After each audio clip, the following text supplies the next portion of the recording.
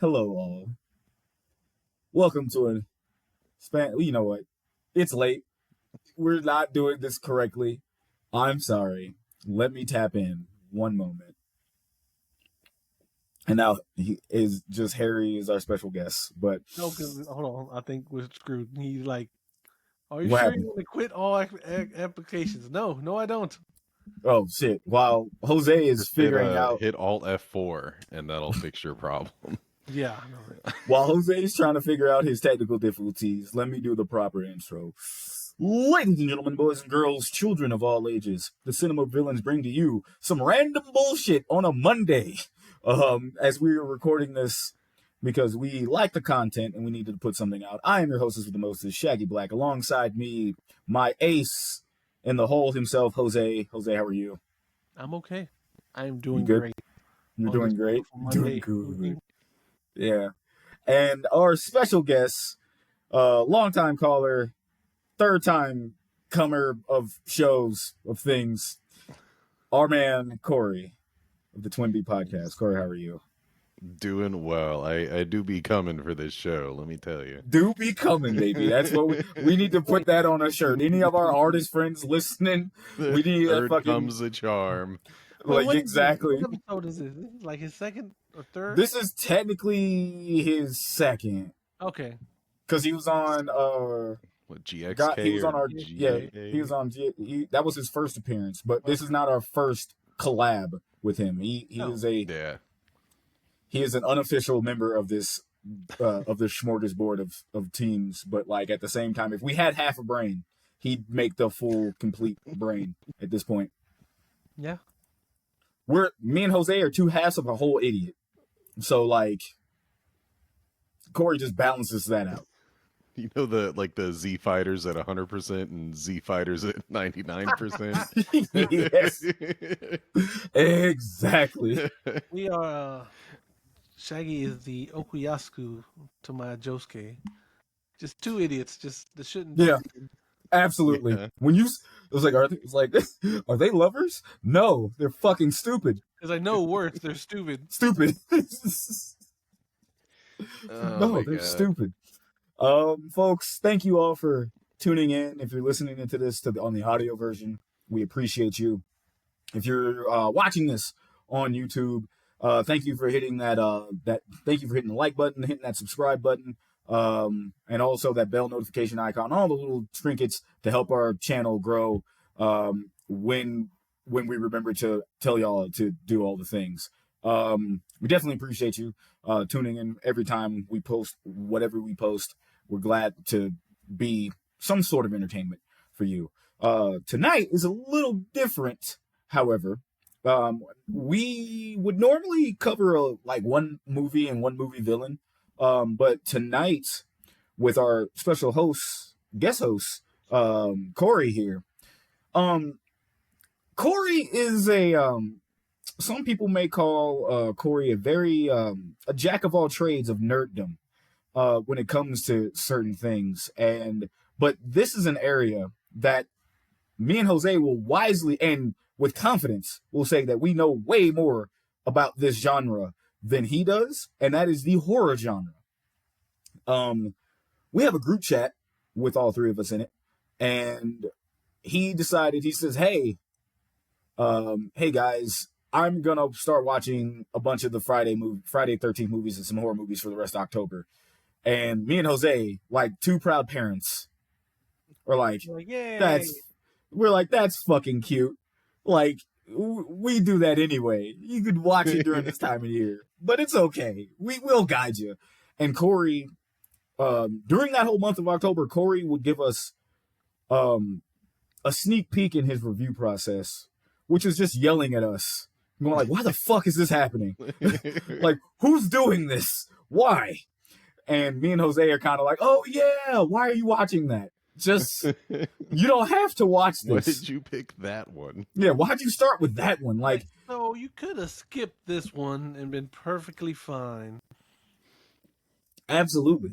But we enjoyed that. But now the month of October is over and we're pretty much damn near over in November. I wanted to. We brought you here on the day. What's up? That hit me so hard earlier. What? They just announced that Terrifier is coming out. Oh yeah, Terrifier 3 will be out, on next demand, week. and just in time for Thanksgiving. And my stupid ass was like, "Oh, so I still got the end of the month. That's pretty cool." And then it hit me. That's next week. That is literally next week. The meme of that Japanese businessman driving, and then all of a sudden he just like his face. That shit just hits you like. I was like, "Oh, Yeah, the face like. yeah." But yeah, during the month October's over, so we finally decided to bring Kory on so we can actually talk about all the movies that he saw, get his opinion, his reviews, and congratulate him for making it through whatever schlock that he chose, and also help him bash it, but also get his opinion on some of our favorites that we kind of low key recommended to him. Did we recommend him to? I'm going to claim 2. Just I'm going to claim 2 on that list. No, 2 in a possible. That is what I'm claiming on that list, Jose. If you look at that list, that's fine. Yeah, go back to the list. Yeah, go look at that list. There's more we could, but realistically, there's like 3. One from you, one from you, one from me, and one from both of us. Yeah, sure. Let's go. I'm ready. Word. Let's get it.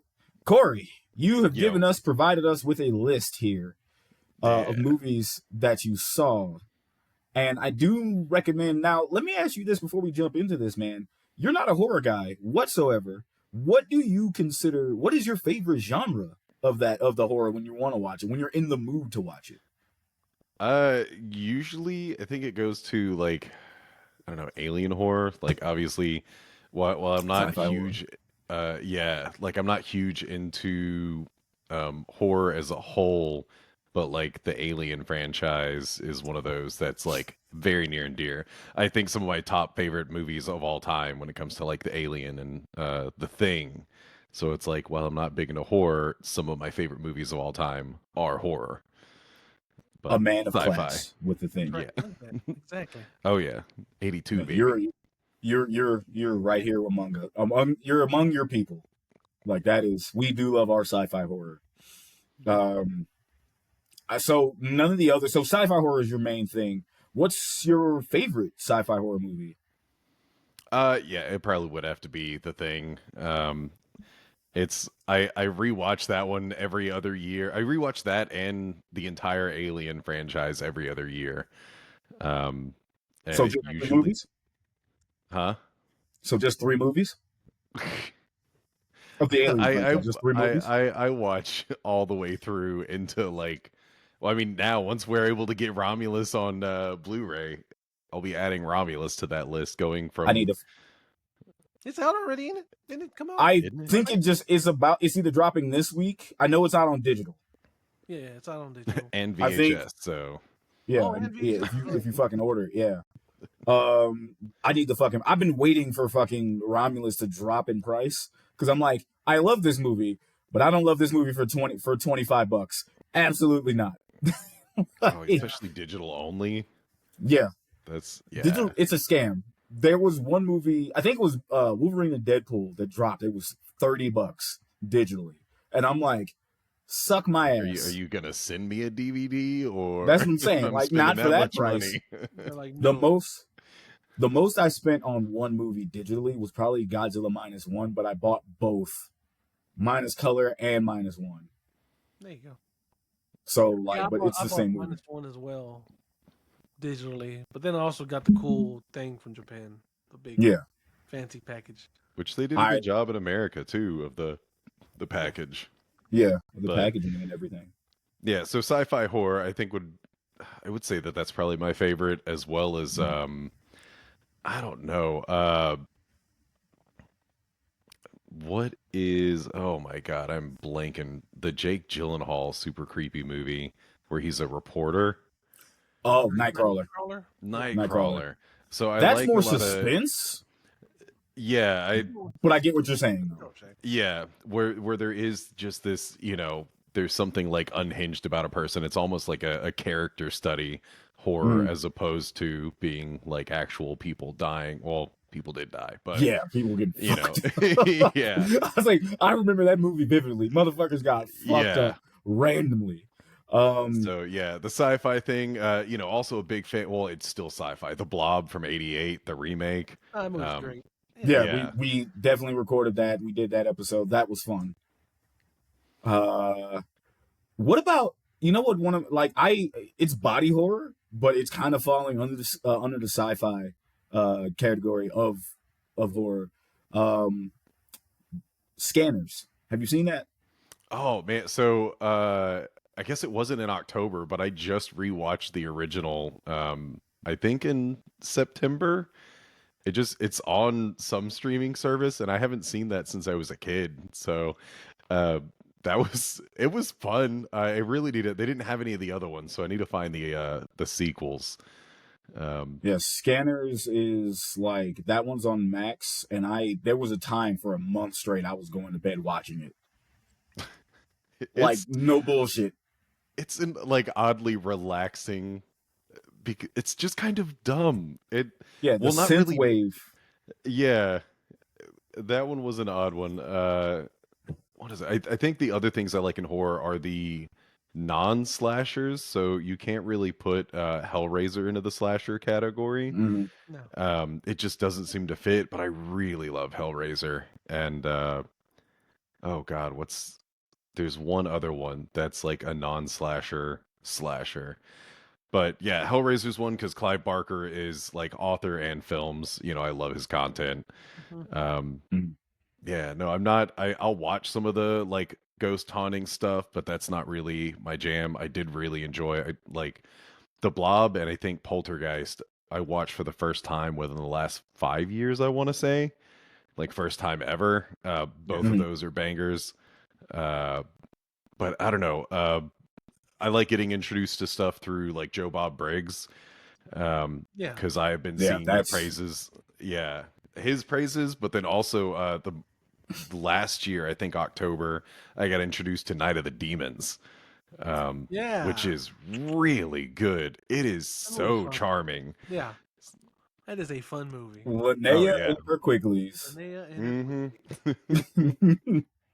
Oh, that is a staple. Yeah, so you're dabbling in that, man, and we like I said, as proud parents, we're proud of you, dipping your toe more into the horror space. You provided us with a list of movies that you watched. One which we've already talked about, which was the Friday the 13th series, which you watched movie. You skipped part one because you kind of knew, but you wanted to go Well, to one is the only one that I've seen like 3 times, yeah. and they've all been in the last I think 6 or 7 years. Okay, yeah. And you skipped that one for this one, so you went with Mhm. the other ones that you haven't seen. Yeah. So So, oh, go ahead. no, you're good. It's what we're gonna do though, because we've already reviewed those movies hands down. We're gonna go through them and we're gonna get your opinion on them, 30 seconds or less for each particular one. terrible. He could give a minute. This is Kory. A minute of you're really gonna give you're really gonna give part 7 a minute. Well, like I said, he gets a minute. Goes to hell. all right, fine. 6, you get a minute for each one, just because we got some other interesting ones on here that we would want to talk about. But let's go in order, man. Friday 13th Part 2 with my Yeah. favorite fucking kill and Jose's second best kill in the slasher Halloween top 5 that we did previous Yeah, episode. that over there. So I do feel bad for not having like exact notes on the kills because one of the things that I noticed later, the pattern I noticed is that even the worst Friday the 13th movies or the ones that are less favorable still always have really good kills. So that's one of the things that's hard to like remember which good kill was in like this one movie that I genuinely didn't like. Part 2 though, part 2 was okay. I didn't like the fact that it did feel like a copy paste of the first one. I mean, it kind of really is. Like the intro is a copy paste of part 1. It just happens to be Jason this time. You get introduced to the kid. And at the very end, is that yeah, that's the one where he gets cut with the machete, and then there's like the jump scare at the very, very end where he appears through the window. Um, yeah. So it was okay. The biker thing was kind of hilarious. The dude constantly acting like he was gonna die, but then getting in the VW bug and getting the screen punched out by a biker, and then the That's part three. bikers. That's part three. That's part three. Oh, that's three. Okay, That's three. so I'm That's three. mixing up 2 and 3 then, or That at least some of happens. the people. Yeah, some of the Yeah, people. no, that Okay, happens. 2 yeah, and but 3 are 2 kind of like right into 2 that, but was 2, still kind of a copy paste though of 1 though, except it's Jason. It's just, yeah, Yeah, no, so it's 3 like a was retelling. slightly, yeah, 3 was a little bit different because it was yeah, because they had like the bikers and stuff like that. 3 is the one that's not the mask yet, is it? yeah, 3 3 what is the came out mask. last time. It's Mhm. the okay. So Random. so you just given me an idea. For each one, I want you to think of your most memorable kill. So, like, what was your favorite kill in part 2, if you can remember? And it's okay. We won't judge you if you kind of confuse the 3. We'll yeah. just slightly make fun of you. So 2, I honestly I don't remember any of the kills in 2 other than like distinctly remember them other than the girl imitating his mother and then killing him. That is 2, right? Mm-hmm. Yeah, that's Yeah, true. because uh, is what was I can't remember the dude. Like her boyfriend or something dies in that weird shack, right? Like the funky little shack. Uh, I think he lives. I think. oh no, you're right. The He taller does dude. because Oh, he's he trying lives. to like comfort her. That's right. He comes in Yeah, at the after end the of the fact. movie, I was yeah. waiting for him to die the whole time. Jose, I was trying to bait him to say, I only remember the wheelchair kill, and Oh, he that didn't was say it. 2. He didn't Dude, say it. that I'd was have been like, fucking so yes, let's so go. it's because what is it? I was listening to y'all review it and I was waiting for one of y'all to make a crack and I really got to re-listen to that episode because there was a really bad reference in there that I was like, man, y'all just set this up and totally missed it. No, the wheelchair kill. Okay, I'm remembering too. The best part of 2 is and it's like the worst thing about horror films is Mhm. 2 different girls go into their like shared cabin and they're both kind of like trying to turn lights on because they can't see anything, but it is so fucking bright in there. And they're Bro, like, I can't see anything. And it's like, dude, I can see everything. Like, I can see like, stuff in the it's shadows. dark. It's dark in there. It's a the lit room. Yeah, so the girl wants to get lucky, so she changes her underwear. Um, As you should. she Yeah. Yeah, she's like, let me get my sexy underwear on. Okay, so 2 is that the one where the dude gets caught in a trap and hung upside down? Yes. Yeah. Yeah, okay. So I really liked that kill. I don't know, like the wheelchair one is like kind of the saddest and funniest all at once. Um, but there was something about just this dude dangling there and the helplessness, and it's the one thing that Jason doesn't even have to set up. It's just there waiting for him. So he just walks up and kills the dude and leaves. Yeah, Okay. that was good. Okay. What do you, out of 5? What, 1 being the lowest, 5 being the highest? What do you give that one? uh I would say like 3. It's Okay. riding on the back of 1. And again, it felt so copy pasted. I almost bet if you watch them side by side, like the kills happen at the same time. That'd be interesting. Because That'd be interesting. But yeah, you're probably right. I think they both have the same amount of kills too.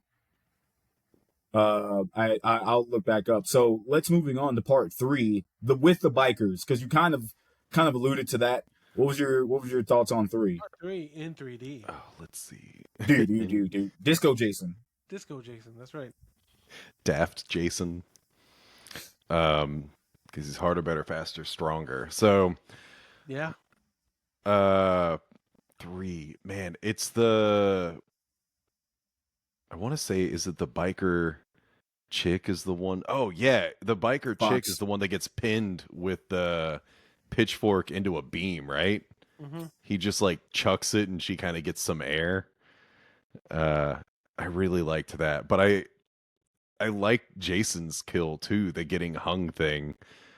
Um I always like this idea because this is the second movie in a row where Jason dies at the end, and then they just kind of retcon it in the following movie. They said, just kidding. Yeah, That's what happens when you make a lot of money. Yeah. yeah. No, part three was a little more fun. I think it's because they, obviously similar formula, but it's not dead same. We're not getting the, you going to Camp Blood, ain't you, guy? It's got a death curse. He's got a death curse. Crazy Wait, he album. gets often too. Yeah, he dies in two. He Yeah. dies in two. Yeah. So you're not getting Crazy like Ralph. Yeah, Crazy Ralph. There you go. you're not getting the exact same thing. So I'm glad they stepped away a little bit. Yeah, dumb fun. That one I would also put at probably I'd still say like a 3, maybe 3.5. Wow. Okay. It was fun. There's the dude who's like constantly dying, and you're like, well, what's gonna happen. Like, he's eventually gonna die, and they're just gonna think that he's joking. And I love the fact that the girl Fucking like Shelley, steps bro. over his body, and it takes her a while to realize that he's actually dead. So a common theme that's going to run through this entire franchise is like there is a level of hokiness that I love about these movies. Same. And when Jason to me is, I think, the most of like the big three slashers. If you're going for Michael, Freddy, Jason, I like the Jason. I've seen them in the last 3 years. I've finally seen all of them. The Friday the 13th is the most like self-acknowledged. It's the most self-aware that this genre is fucking stupid, and it runs with it. So 3, I think, was a lot of fun. I did like I said, the dude finally dies and the girl's just completely ignoring him. Like what? It's Yeah. like, what a loser. Yeah. 2 things, and then we'll go on to part 4. What did you think about the 3D? What did you think about the blatant use of 3D effects in this movie? And also, what was your favorite kill? So the 3D effect. So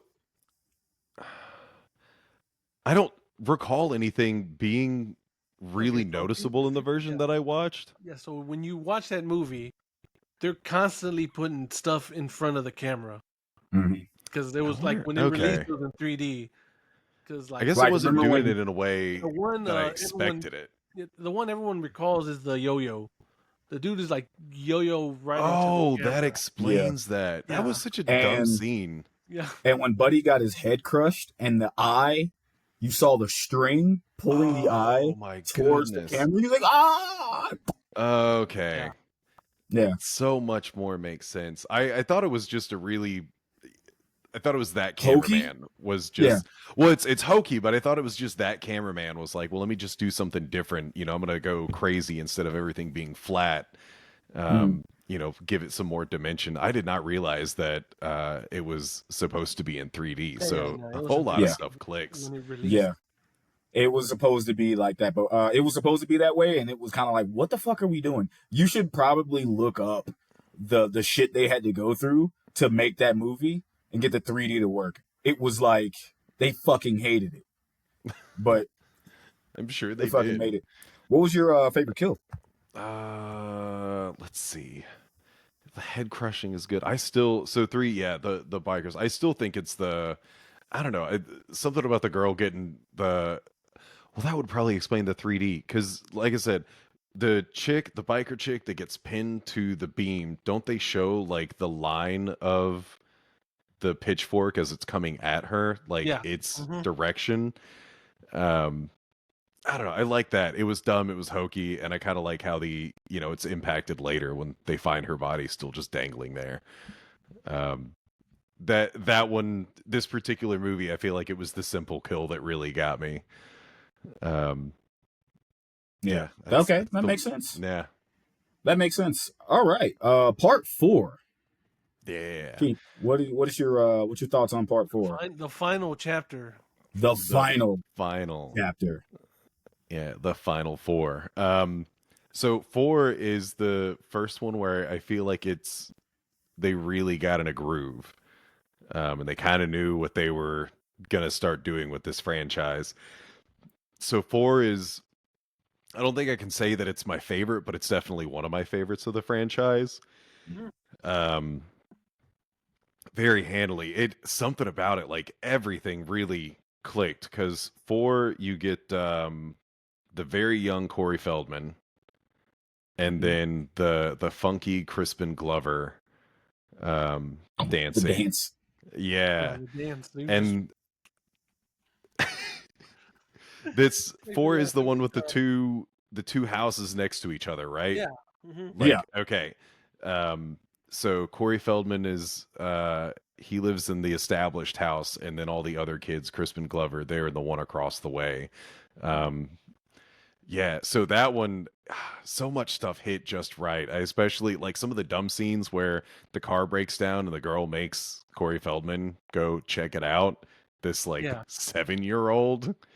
And it's like, yeah, go He's a fix the genius. car. He's And a he's like, I he's don't know, try turning it genius. on. The, um yeah, this one, what is it? It's one of the weird things. Jason, I feel like, is known for nudity, but there's surprisingly a lot of movies that don't have it. And I think three is the one that has none whatsoever. It's like Uh, three or five I has think three has like, one shot. okay, 3, Six for sure doesn't. 6 doesn't. okay. Yeah, that Yeah, one I for remember one of them standing out, and it's like there's literally no nudity here. So, Yeah, 6. but four has just the everyone skinny dipping in this seemingly very public lake, like, sure. that everyone just goes to. That I thought was great because it's like, this is so dumb. They meet the twins that nobody can get, or not the right people can get laid with. Um, Yeah. it's I love sort of the weird, what is it? There's the one dude who thinks he has game, but he really doesn't, and it's Crispin who ends up getting the Hmm. girl. And it's still, I don't think the girl that he wanted. I don't know. There was so much dumb detail that was put into it. That's like someone really thought about these scenarios. Where it's like because when they pick the girls, I think one of them comments that he's like, oh, I get the ugly one or something like that. There was so many tiny details in that movie. The kills, I think, were pretty fantastic. Um, oh man. Because yeah, they keep running back and forth from house to house, which is I feel like this movie like, had like a glass window budget because like Yeah. people go through windows in this movie. oh And yeah, boy, Yeah. like and it's not, they're not even like sugar glass. They're just like, yo, we're just gonna throw you through this bitch. Just oh like yeah, land safely. because that's the one where both the dog, like the dog escapes through the window, and I Dog, get don't the think fuck out of Dodge. You ain't yeah, never seen that bitch again. I know. I was like, yo, this dog never came back. Like, is it Nope. alive? It would not have survived that 2-story fall. Mm-mm. Or like 3-story, whatever that was. Yeah, no, there were, and then there's is it the mom that jumped out of the window? There was another person that jumped out of a window I think it was to the his, final girl jumps It out. was the oh, final final girl. She's girl. asleep. Okay. Doesn't die. Yeah. She didn't fucking die. Yeah. The mom ended up going missing. Yeah, the mom Like, dies off screen apparently. yeah, she dies off screen, but like there's no real confirmation. Yeah. It's not confirmed to like the next movie when they're like, oh, Yeah. Tommy Jarvis's Yeah, they keep doing the old friend flashback got killed thing. or whatever. Yeah. Not in 4. But what was your favorite kill in 4? Okay. For, oh man. No, let's see. There was another like spike through the bed. Man, I swear it was one of the twins, but I can't remember how because I think one of them got spiked through no, one of them died in the shower, right? Yeah, And one then of the them died other in the one shower. just kind of like, what did Jason do? Because I think he killed her and then threw her body in. Out the I think that window. was a She got yeeted. Yeah. Well, we just I get stabbed, I think. Yeah, Yeah, she so I one think was she got stabbed. stabbed and then thrown through the glass later as like a Yeah, threat. yeah. Mhm. That one I really like because that was another. I think that one was another like spear throw or something and pinned her to the Mm. wall or Yeah, whatever. I And then think like so. later her body gets used as its own weapon. Like, bitch, I'm surprised that you didn't say Jason's kill in this. His death is still one of the most gnarliest Jason deaths that you could Oh see. yeah, with Corey Feldman going at it. Um, that was the final scene is like really fucking weird with him, cutting his hair off and then yeah. But I that's one of the other dumb things is like who would think, he finds the clippings of the Crystal Lake you know, kills and happens to find a photo of young Jason and he's like, "You know what? I bet if I mimic him as a child, he'll be like, yeah, this kid gets me." It worked Um before. but yeah, it's so weird because it's like it's even in two. How did the girl know how to talk like his mom?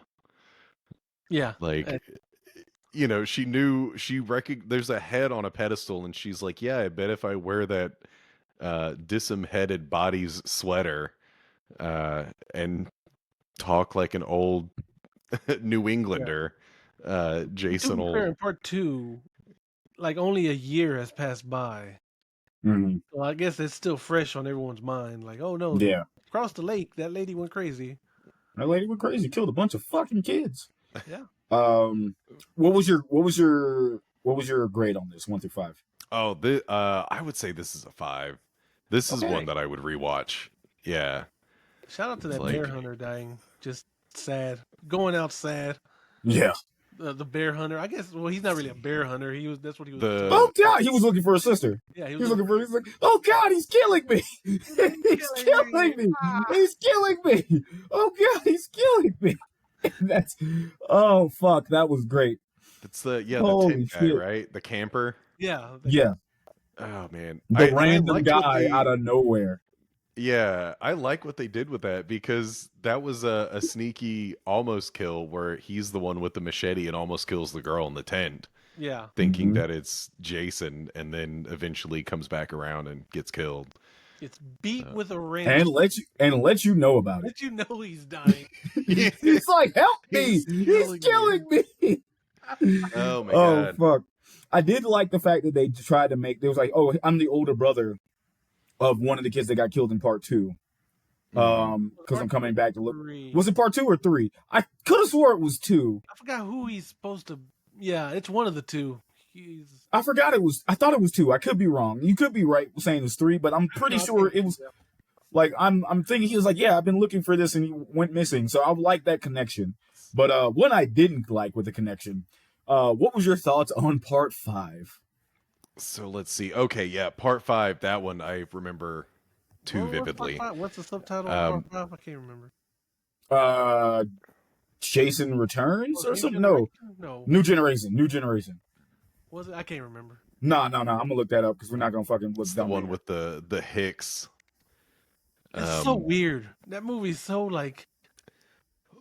and it comes like off the bat, it comes in weird because it's Tommy. I think that was Corey Feldman's character was Tommy, right? Yeah. Mm-hmm. So Tommy getting sent to literally a crazy house in the middle of nowhere, like in farmland.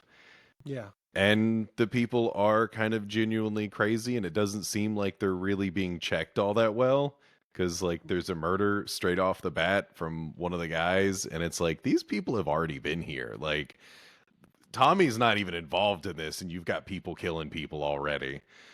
But 5 was one overall. I feel like some of the kills were a little more brutal. Like more was shown because like 1 through 4, I feel like things are mostly kind of the same. Like there's no kill that really stands out where it's like, oh yeah, this is the kill that divides these 4 movies.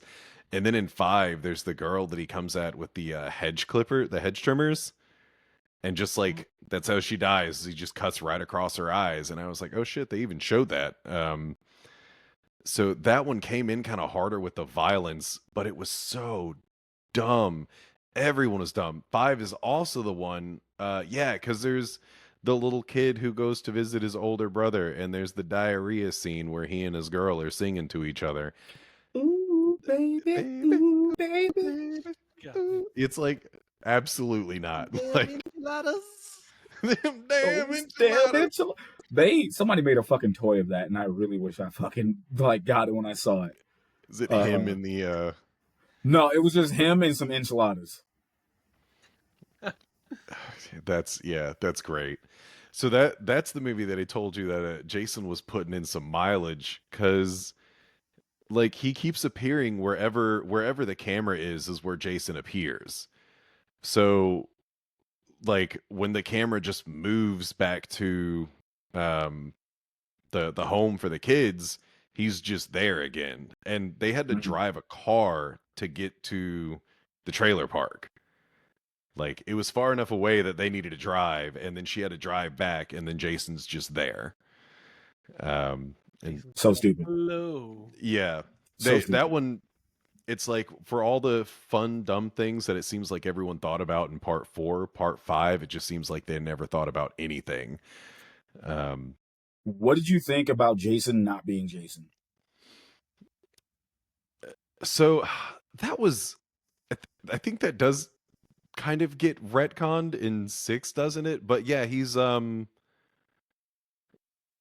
God, who was he? It's the Was it- ambulance It's the driver. ambulance driver who The kid that who gets Yeah. killed is his son. Right. Who- Okay. who he had a picture of in his fucking wallet. And it's just like, y'all don't see this. Yeah. Like, But it, y'all, how do we know? How does he not know? How do they not know that's not his dad? You know what I'm saying? Like, Yeah. this is a place for like mentally insane Fucked people. up people. Yeah. yeah, I mean, house. most of them they're kind of insane, but yeah, that was a very like dumb kind of, it felt like an afterthought, like they were trying to sort of, I don't know, kind of how Halloween always does the terrible shift when they'll set something up where it's like we're absolutely going to do something that doesn't involve Michael, and then in the next movie it's still just Michael. Yeah. And that's kind of what this felt like, is it's just this afterthought, like, yeah, we're going to change something now, Jason can be anyone. Like it's fucking Spider-Man. No, motherfucker. Yeah. That's not what this is. Like, Yeah. the mask is not for everyone. Fuck that. And What's your grade? Oh, go ahead. I'm sorry. Oh yeah. Yeah, I didn't like, I did think the funniest what is it? Kind of the funniest interaction was the guy who got hurt. The Tommy punches him and he rides the motorcycle back and he's just doing circles saying, Oh yeah. Oh, he yeah. hurt me, mama, he hurt me. And then yeah, Jason takes a butcher's knife, I think is what he has, and just Yeah. like cuts his head off right there. So I don't know, between that and the eyes, one of those are my favorite kills in that one. Again, great kills for a terrible fucking movie. Yeah. That one I would put it like, I don't know, a 2, only because I know that they can go lower in the franchise. They definitely can. And that one, as bad as people fucking shit on this one, because we've done it, if you go back and look at it, there's a bunch of like, it's bad, but yet still good type of bullshit in that movie. But also, people forget that that's probably the most horniest fucking Jason movie of fucking all time. Like, Yeah. Unequivocally horny. Yeah. But speaking of horny, Man, that I was gonna say, that little boy, because there's the scene towards the end where it is pouring rain, and the what is it, the helper girl? she was one of the not the counselors, but like she was one of the people who worked there. Yeah, got no bra on. In an And- impromptu wet t-shirt contest. Yeah, and there's one point where she like pulls that boy like really close because they're, terrified of Jason in the mud, and I was like, that boy is living his best life right now. Bro. Like if I'm going out, at least I'm going out with a smile. Yep. Now, moving on to probably one of the cinema villains' favorite fucking Friday the 13th movies. Part 6. Jason Lives. That was New Beginning, by the way, was part 5. Beginning, okay. But yeah, Jason Lives, part 6. Thoughts? Yeah. So part 6 was another one that I really enjoyed this. It it comes in like it comes in just dumb as hell, but like so dedicated to it with the like lightning rod striking him to revive him kind of thing. Yeah. Um, I don't know where Tommy's like idea comes in of what it is that it's going to take to kill Jason. But it's kind of it's one of those like, who cares? Like, whatever. This is how we get the movie started. Lightning strike, Jason's fine. Yeah, it comes in swinging with that. Like, it worked for Frankenstein, so it'll work for Jason. Yeah, exactly. Victor knows what he's doing, so we're just gonna do that. Yeah, and then he kind of comes in swinging from there. Yeah, this is the one. There's so many good scenes in here. Like I particularly love when they unload the school bus and like the camera shot is on the ground and you never see any of the children's heads. Yeah. Like it's all these kids run out of the bus and it just stops like right at the neck. And I was like, that's a really surprisingly good shot. And what is it? This is also the same one that has Tommy running through the cemetery with the police chasing him, which was this one was the best film so far. Had the most like dynamic angles. There's like someone was really dedicated. I think this is also one where they're like sidetracking Jason through the woods or someone. But a lot of their tracking shots and a lot of their decisions of like camera angles were very good in this one.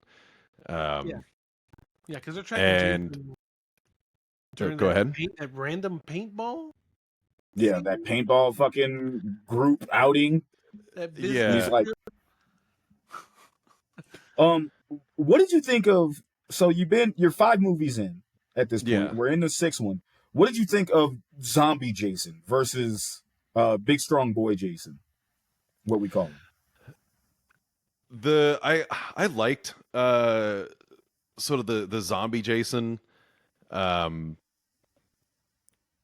There's something about like I like the digression throughout the franchise. Is like part 1 we get to see what he that brief clip of what he looked like as a child. Part 2 actually cleans him up a lot. Like he's just a little bit disfigured.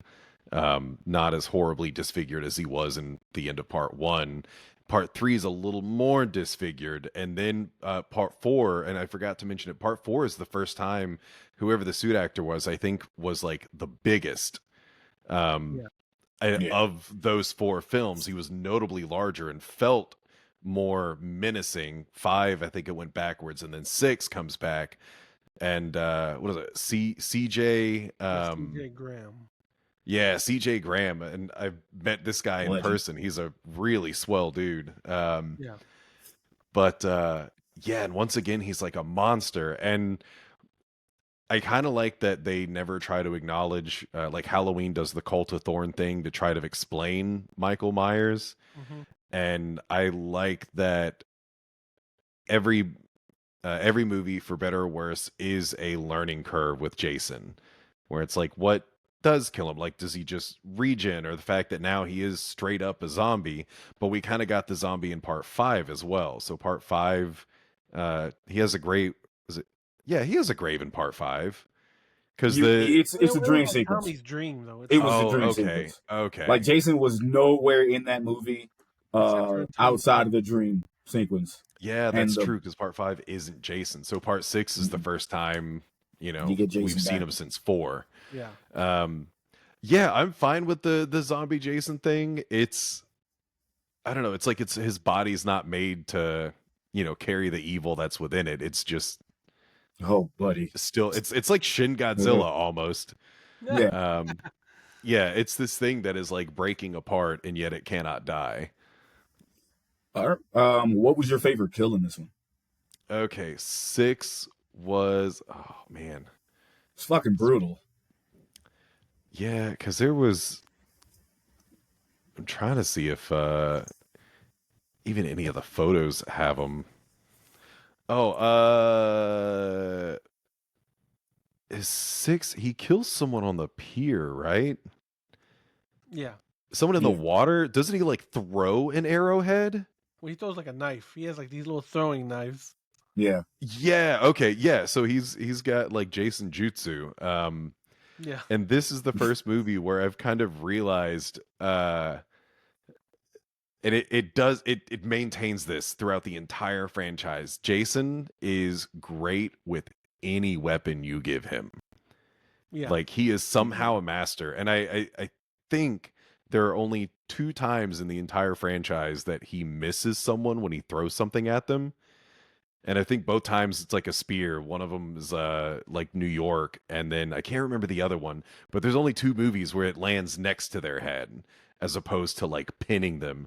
But no, I just remember, yeah, he's got the little knives, and he just throws it, and like I don't know, 70 feet away, like right in the eye, I think. Yep. Bro. Headshots. Like Yeah. fucking Rambo, brother. Like these Yeah. motherfuckers playing COD, and he's fucking just like yeeting that bitch across the map. Bro, fucking stupid. What are you giving this movie score wise? And I think you gave, so if you gave part 4 a 5, Yeah, I this would think also be 6. a 5. Yeah. Nice. Oh god, and this one had the whole stupid RV scene. That was so good. Yeah. Where the guy can't Yeah. hear the girl dying. And so that had to have been an ode to Friday the 13th. Not Friday the 13th. Nightmare on Elm Street. With When the he thing, pushes her Yeah. face in. It's like Yeah. that Yeah. would never work like that. Her face would be crushed under that pressure. Like But it'd be, oof. Yeah. yeah, misshapen at least. Like that shit would have to be made of like fucking aluminum for you to fucking get anywhere remotely close to her face being Super like thin fucking aluminum, yeah. like just going through there. Like but yeah, that one is dope, and that was the end of the Tobin Jarvis saga. And then we go to a newer saga, which is the New Blood Part 7. What's your thoughts on that one? So part 7, I remember not liking. Let's see which one. This is the psychic. Yeah, this is a psychic. This is Telekinetic teenager. Yeah. Yeah, that's literally what that was. Oh god, because didn't we have 2? Isn't it? Is it 6 and 7? Or no, 7 and 8 that have us? No. Okay. No, just 7. Yeah, this is the one that I made the stupid fucking shredder video about. Super Shredder. Yeah. Oh, yeah, Super Shredder. That's literally all I thought of when that pier starts coming down. I was like, this is just like the shredder. I did very little editing on that shredder video to make it fit. I was like, it's dumb at how well this fits. That was All of us. Oh, weird. It's always. Yeah, this fucking knocking it down. So dumb. oh man. I feel like this is in response to probably some of the other stuff that's going on with like Nightmare on Elm Street and Halloween by this point, I would think, for doing the telekinetic thing was just such a weird choice. Like I didn't really like that. I don't know. It was just dumb. I didn't like the the unkillable guy versus the telekinetic chick. Yeah. He's Yeah, just chilling in the bottom of that lake, and then just magically that motherfucker gets brought back. Yeah, the like I don't mind him getting trapped in the lake. I like this kind of non-lore that eventually gets slightly more developed, where it's like he's kind of destined to be stuck there. Yeah, because everything in what is it? So some of the other movies, let's see, does 3 happen at Crystal Lake, or is that Yeah. outside of it? Okay, No, it's like Not, apparently, does- it's a huge lake. yeah. Like, there's different shit around it, but yeah. I mean, it It's could like be like a Great adjacent. Lake. I can kind of Yeah. understand that. yeah. And I think 5 is the first one where he's not there because that farm doesn't seem to be anywhere But near. not in Crystal Lake. Yeah. Yeah, nah. Yeah. So in most of them, it's like I like this idea that Jason is kind of forever trapped in like the campgrounds, basically, Mhm. and yet finds new ways to do stuff. Except for the You next know, movie where he cool. says, "Never mind, I'm going on a boat." Yep, Yeah, randomly. Um, yeah. go ahead. I'm sorry. I was gonna say I don't remember too much about this, No other one than ever the troubled does. child that's being manipulated. Yeah, Um, it's I watched it the other couple weeks ago. We watched it together, me and Kim. It's okay. It, yeah, It's there's it's it's the most forgettable by fucking this movie. point, though, this is when the MPAA just began their hate boner with these movies, Yeah, where they yeah. just like cut everything. They're like, but damn, you can't even tell what's happening. Cut everything. cut it. We The will only give you okay, the X. Like, the like only cool okay, thing about this movie, you want to talk about camera shots, where she is using her power to make Jason's fucking mask pop off. And that's Yeah, the first time you see him undead without the mask. Like for and like he looks like just Tarman now. yeah, with the one tooth. Whoa. Yeah, yeah. Just burns. yeah, it's just fucking great. That's the greatest. So you don't know a kill. You don't. Do you have a favorite kill for this one? You just can't fucking remember it. It's like a fart in the wind. I don't have a favorite kill, but one of the things, and I'm pretty sure it's this one. One of the things I really liked, which they kind of do, it's kind of a characteristic of Jason, but the girl goes out into the woods and finds all of her friends' bodies Yeah. like nailed to trees. I like so probably one of the only things that I didn't care as much in 6 is like the senseless like blood all over the cabin, because so far most of the movies are like Jason kills someone and like hides it. You know, he Yeah. tucks them away and he does this stuff like systematically. His mom did it and he does it. Um and I did like in 7 how all of a sudden it's just all these people are dead and you know see their bodies, like some of them literally just pinned to a tree, and I think one of them hanging from the tree. So I don't really remember the kills, but I do remember like that scene where That it's like, well, this is cool because it's that terror. Oh wait, this is the one with the girl in the inflatable Yeah, the sleeping bag. I was just about to raft. say the sleeping bag kill. Yeah, that Yeah. one was good. This movie gets referenced down the line. I think this is the first movie where he beats someone against a tree in a sleeping Yeah. bag. Um, and the first one I think that does the like uh yeah, the boat kill, the raft kill. Um, that was, yeah. I don't know. I would say the raft kill for a singular kill. You know okay. it's going to happen, and this is also the first movie where he kind of moves freely through water. Um, Yeah. like Starting to get those zombie yeah, powers. he's not really in water a whole lot, and or no, I guess in 6 he kind of was, but in this one, yeah, he just goes through water. No, I that one was fun because you know it's coming, and it's like I don't know, an addition to his power set. It just doesn't need to breathe. Well, you want to talk about water? That is a perfect fucking segue Yeah. to part 8. Good old Part Ocho Uh, takes Manhattan. what's your thoughts, bud? So it's not good. No. No, it's not. It's not uh good. Yeah, yeah, that's it for part 8, folks. That's like all we got. Takes Manhattan is such a fever dream. Like clearly they didn't have a New York budget because they spent No. 20 minutes in New York, something like that. Yeah, it's literally the end of the movie.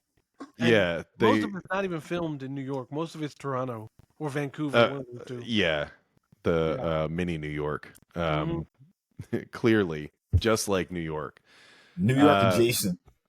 yeah, that I really don't know what they were trying to go for. And this is also the first time where um somehow Crystal Lake is connected to the ocean, Yeah. like directly to the ocean. Because this is where we Um, fucking find out that it's in New Jersey. Well, we and you can always knew just that, didn't we?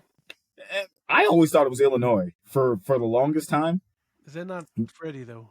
Freddie's in Illinois, right? So only because think about it, like this is way before like when we got confirmation of like Freddy versus Jason and shit like that. It's like there's an actual Crystal Lake in Illinois. Oh, okay. So I was like thinking that it was loosely based on that. I didn't personally know that it was in New Jersey until we got to like fucking until we got to part 8. And I'm like, what? Like, huh? I'm like, makes sense. Yeah, but put Jason and Tim's. It doesn't feel like a movie that takes place in New Jersey, though. You know? No. Like, it does feel like it would be... I would always imagine this being somewhere near the Great Lakes, you know? Mm-hmm. Like, a little further west of Jersey. And maybe further north. No, this was very dull. Like, I feel like the telekinetic one has at least some charm to it. Some fun stuff that happens in it, but 8 is like, what is going on? There's the kids who are trying to get one over on the principal, because there's the girl that does the like nudie, making out with the principal, and they get it on film. There's the weird like guitar rocker chick that I think this is the one that goes because they go into these tropes. They're expanding on the tropes. It's more than just like dumb teenagers at a campground. Now the tropes are spreading. Main girl is afraid of water. And like, that's going to be a big plot thing. And it's like, why is this the plot thing? Because like, and she met Jason when she was a kid. I guess, Jason tried to grab her, so that's what I was kind of confused about. She's kind of psychic. Like she sees stuff at least. Yeah, so the one girl's telekinetic and she's like kind of psychic. She sees visions of the past, but also like his childlike spirit, which is still trapped in the lake. Yeah. And it almost felt like they don't ever overtly explain anything, but it's like they're trying to explain something about Jason to develop the character more. Nothing was really good. I like that the girl with the guitar gets killed by the guitar, like Jason using an axe. There's a little bit of a humor in that. There was something about the disco room that I really liked. I can't remember if it's like the with film Kelly Hu. Yeah. I remember the disco room being fun, and then that's where the rumors or the interpretation that Jason can teleport pop up. This is the movie where people think Jason got the power to teleport, even though people's like, no, he doesn't teleport. That's it. No, motherfucker. How's he over there and then right over here afterwards? No one questioned it. Buddy runs up that whatever you call it on a boat, like. Yeah, he just the captain's I forgot what they call that. Hoist the nest, bird's nest. There you go. Oh yeah. He runs up. Jason's clearly just staring at him from below. All of a sudden, Jason is above him. Like he surpassed him. Like what? Surprise, motherfucker! And just like he gets to the top, Jason's already there. Like, hey, it's crazy. And then they get to New York, and like the druggies kidnap the main girl and then give her free drugs. Like they force it upon her, but it's like no self-respecting drug salesman would be like, yeah, let me give you some free drugs. This is the whitest conversation about drugs I have ever fucking heard in my life. He's a fucking drug salesman. Drug sales? Yeah, drug salesman, listen, my guy? I'm sorry. It is late, okay? It's late, but come on, brother. We're from Jacksonville. Ain't no fucking salesman. Door-to-door salesman. Can I help you some marijuana? Can I sell you some cocaine? Would you like one marijuana? Heroin. Some black tar heroin. I got the finest. This motherfucker said. The finest opioids in my briefcase. This motherfucker said, drug salesman, like it's door to door selling a fucking coke vacuum. Yeah, I should say gangsters. I really should have said gangsters. You should have said the fucking gangsters or riffraff. I would have accepted riffraff. Yeah, I think Riff Raff would be best because Gangsters is a bar that they have not been able to do a pull up over yet. Nah, brother. That bar Oh, is like too it's high for just them. that was just funny, man. What did you Uh, think about Jose's favorite kill, or at least bottom five on our top kill list, with oh boy boxing Jason on the fucking roof?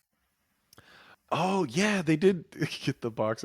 That's that's a lot of fun.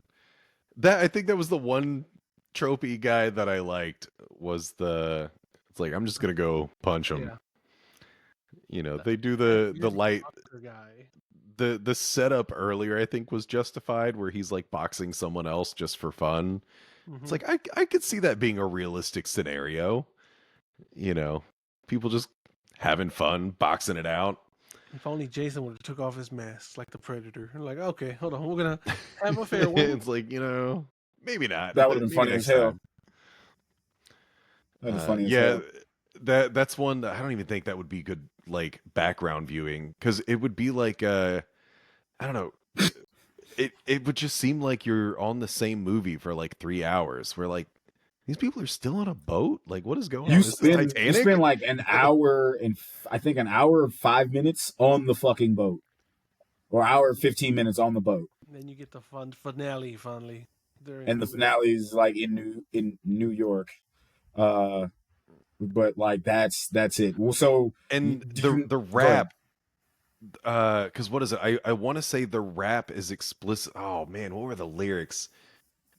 There was something about the rap they had going, and I think it was explicitly about how like bad New York was or something like that. You mean the Um, opening song? yeah, Okay. and I think the when Jason meets the the ruffians on the side of the road, like they're listening to the same song.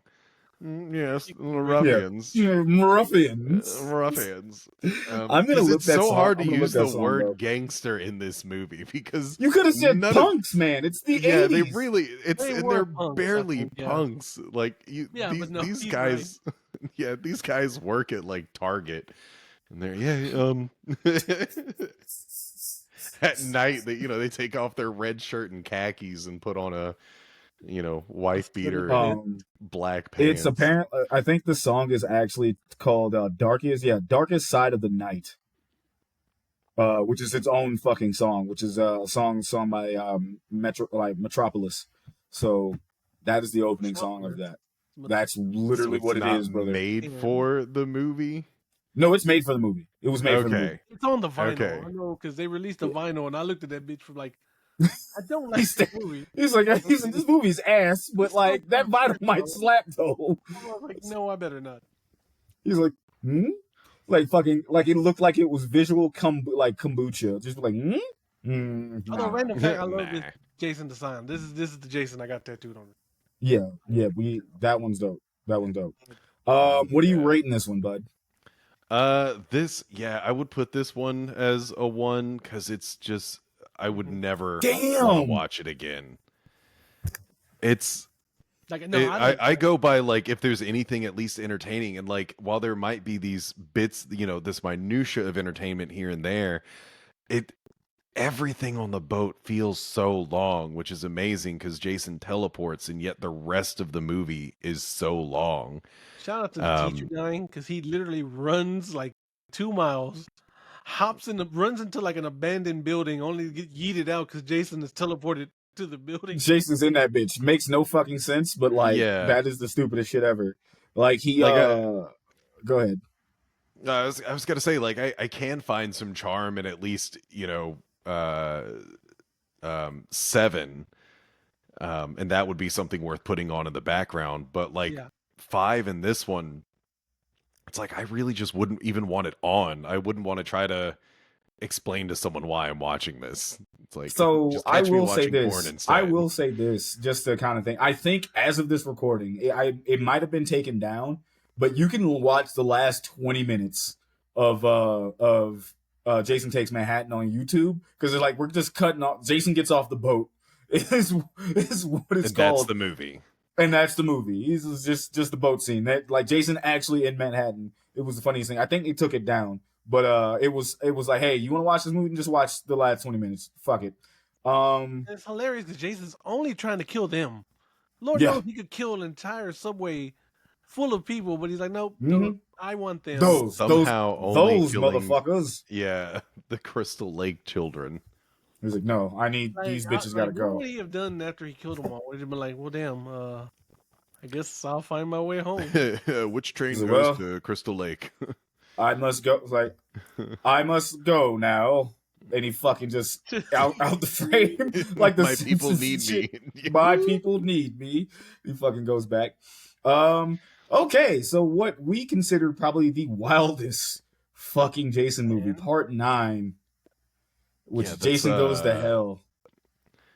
Yeah, it's another one that it's really just not good, because this is where they try to explain it. They try to make sense out of Jason, and I feel like if you were to remove Jason in his entirety, the movie itself might be a fun horror movie. Yeah. Where it's just like evil getting transferred from one person to another. But because it's Jason, and now they're adding like family lore, somehow it's a niece? Whatever. He has a straight sister. Yeah, straight up sister. Oh, straight sister? Yeah. But they gets killed, and like the niece is kind of like the main character, I think. Mm-hmm. Oh, that's right. Yeah. And I don't remember where they even said that she came from. Like different marriage, right? Like same. Yeah. Siblings. They just like, oh no, that's my brother's been over there killing people. I don't talk about it. We don't mention it. He's not invited to Thanksgiving. Don't worry. Yeah, don't worry. He's not. He can't come over. And there's a party happening that's kind of celebrating the murders because now they've got tourism bucks coming in. Yep. I always wanted the little Jason burgers. They make the little mask. I always wanted little mask and shit. There you go. One of them, man. How do I make a Jason burger? Just goes in there and pops the eyes out. Like, yeah, go ahead. Yeah, just trying to make sense of the evil, and then they're adding so many rules because now the rules are, Jason's evil is transferable, so it kind of makes no sense because now it's not a Voorhees, but now the other added rule is that only a Voorhees can kill a Voorhees, but it's not a Voorhees anymore if he's just like an evil thing. If he's just a worm, yeah, it's just a worm. Which the like worm design was also terrible. Again, I think like there's a neat concept in there if you just completely remove Jason and Voorhees, and just make if this was a different movie, there you go, perfect. If this was his own thing, it probably would have been like something schlocky that we could have enjoyed. I remember that weird Demon War movie from the 90s. That was pretty cool. Yeah. Like, hey, that's how you remember. It's like, man, I remember renting this shit, and this shit was ass, but I kind of love it. I'll rewatch it. Like, this is the dumbest shit I've ever watched, and I kind of love it. Beginning of that movie. And my God. Weird, the beginning? Yeah, the beginning, dude. How they kill Jason, quote unquote. That would have been the greatest ending. Oh, Jose, he can't remember. Refresh his memory, bud. How they. You're just following some random woman at Camp Crystal Lake by herself showering. Oh yeah, the FBI thing. Or that's right. Oh God. Like always. Turns out that it is an FBI raid or an FBI ambush. She does a fucking ninja flip. Behind the bushes, they just fucking let loose on that motherfucker. That was the ending to like a Jason movie. That would have been the greatest ending. Dog. Yes. I think that would have been a good out. But it's kind of weird because I would assume most of the budget went to that. Because like a good portion, because the rest of the movie is nowhere near as action packed. It's like two different people. Like one dude worked on the intro and they fired him and they got someone else to work on the rest of the movie, which is kind of chill by comparison. Oh, do they hit Jason with a mortar? What do they hit Jason? Yeah. Dog, they threw a fucking boom. It's It's so great. just Dog, the woman so driving to fucking work and funny. everyone incorporated that congratulating to the her. end of a movie, I would have had some character be like, "Oh yeah, my dad works for the FBI," and somehow she escapes, and you think she like ditched her friends, and just when you think the final girl's gonna die, like the FBI shows up, she's like, "Hey, I brought my dad." That would have been the greatest ending to a Oh Jason man. movie. I'm telling And then you. they had the bounty hunter, Oh which yeah. was another weird decision. So you have all these new rules, and now there's a guy who's like bounty hunting Jason, or yeah, I guess it is supposed to be Jason. And he breaks the fingers of who was it again? The black dude, I think. Did Yeah, he yeah, not get yeah. his? He breaks the main character, Yeah, Yeah, like the other main dude, the who niece's has like a baby's daddy. yeah. something like because his That, brother's bro, in the police force or It's friend, like yeah. his homeboy, his friend. childhood Yeah. friend. His friend, childhood friends in the police. It's so Dude, fucking it that was like movie, so bro. convoluted. Yeah, there's all these connections. There's all these weird like, why do you need a bounty hunter for Jason? And they do the like TV interview thing as well. I want to say more than once, but like with him and then with someone else. So they're trying to do. I don't know. They're trying to make it so much bigger, but I also think this is maybe the fewest locations. It seems like it was a very tightly packed movie. Like there's the Yeah. diner, and then the police station. And yeah, then the police Voorhees house. station. That's the house, Yeah. and then that's it.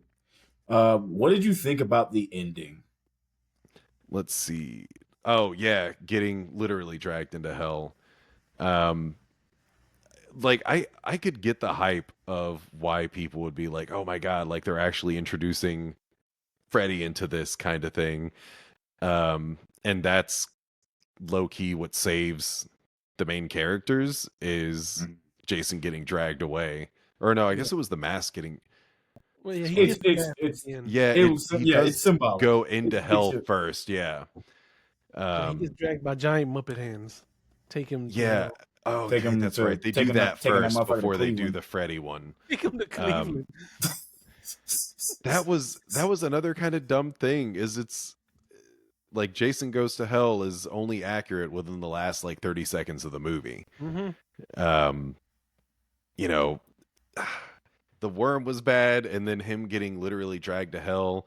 There is something kind of cool about that, but again, I still feel like it doesn't really belong in a Jason movie. I think that would be a great prop for like a totally different movie, to have the hands coming out and like pulling someone into the dirt. Yeah. Yeah, I didn't really like it. I don't, the characters you're not supposed to like. It's like, yeah, I don't like them, but it's not really justified. Yeah, no, It's like this they're had just probably the worst characters. There's really no Yeah. likable. No one. Not even the fucking Yeah. bounty hunter who said some of the sussest shit. Oh Like, yeah. When he um, he sacrifices himself, which was cool, good. kind of. But a lot of people wanted him to come back because they actually Like, kind of why? liked him. But it was like No.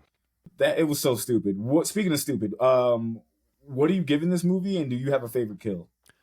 Yeah, this would be another one because it's like I really just don't want to rewatch it. Please don't make me. Doesn't he drive a car into the police station? Is that No, what he that's does? Terminator. No. Oh God, you're right. We did happen to. It's so funny that I'm thinking of that. I'm thinking of a much better movie right now. Yeah, you are. Because I kind of feel like that was an ode to that scene. Yeah, because he comes in the police station and just starts beating wholesale ass. Yeah. Like, And this was one of those. So this one and like 5, it's one of those where people make the dumbest decisions, like the worst decisions they can possibly make. Like, what is the absolute best way to ensure this is the worst outcome, and like that's the decision that they make. How did the son from the diner, like the fat kid, how did he die? I can't remember that. Because she gives him a gun or something, right, to tell him to go do something. Yeah, I think Jason just kind of well, not Jason. Dude possessed as Jason just breaks his neck, don't it? Breaks his neck and fucks him up that way, I believe. fucking yikes. Like this, I'm not gonna hold you. the barely remember. Yeah, the dad dies on the fryer. He fries the dad. Yeah. Yeah. So that was kind of cool. Yeah. It's something we haven't gotten in a Jason movie yet is being thrown on top of a skillet, Also, being turned into burgers. Shout out to dude eating Jason's heart for no fucking reason. In the beginning of the movie? Yeah. Oh yeah, that. Oh yeah, the doctor. Yeah. Just fuck the opening, the first 20 minutes of that movie. Like the first 20 minutes of that movie is burned into my brain. That's literally all I remember. And then like the back half of it, where he's getting the mask pulled into hell. Like Jason getting blown to bits and Buddy eating that fucking heart like a chocolate cake. I was waiting for someone to say something about him being purely and simply evil. Like doing a Dr. Loomis, with Jason in the beginning, because it's like that's felt like where it was going. Is almost this weird like Michael Myers thing. It's like, man, it was not a good movie. No. You're giving this a 1, but now we'll go into Jose's favorite, and I know he's been waiting. I've been waiting. I know, and I think I know where this one's gonna go as well. But Jason X, aka Jason in Space. What are your thoughts, bud? Yeah, so Jason X is the one that I've seen the most. Because it would play all the time on the Sci-Fi Channel. Yep. It was one of my it always seemed to come on like a rainy day. So I associate Jason X with being like a great rainy day movie when you don't really know what else you want to watch. Jason X is just waiting for you. So it was my introduction to Jason. Okay, wow. Yeah, first Damn, ever. That's crazy. Yeah, because I think it's because it's sci-fi and not like slasher that the Sci-Fi Channel would play it. Yeah, so it was a lot more readily available. And then so many there's a lot of like virtual kills. People dying in virtual reality or like off screen or something. Yeah, so I really enjoy this one because to me this is like the epitome of acknowledging how dumb something is. I don't remember how it was that he ended up getting into space. They're just like doing experiments or something because they don't understand how he keeps living. Cryogenically frozen in the beginning. He's frozen, and they have his remains. And I guess he's not frozen ends. Initially. No, he gets frozen after the fact, but they just have him contained in this giant warehouse, and like they're trying to study how his body works. Yeah, like some students. Yeah. Go travel to Well, Earth there is a corporation that's behind it. But it's like that. It kind of obviously retcons a couple of things, especially the previous movie. But we're back into this realm of nobody knows how Jason functions, but they're acknowledging that Jason does function in a way that is like unique. So it never gets explained. And this whole movie, that's kind of the focal point of his being like regeneration and superpowers, still never touches on it. So I love that about it. The cryogenic freezing, the story, I think is, salvageable enough where it's like, 100 years later, whatever. And they're trying to sell his body because they could make a ton of profits off of a previous murderer. They have an android who plays she's on Andromeda. Because as soon as I saw her face, I was like, I know she's got to be in like Battlestar Galactica or like one of those. And Andromeda, which I forgot existed. No, it's fun. It's dumb. I think a lot of the kills are really good. I forgot how late it was that Jason actually gets the nanobots. When he becomes Uber Jason? Uber Jason. Was that like an hour in, Jose?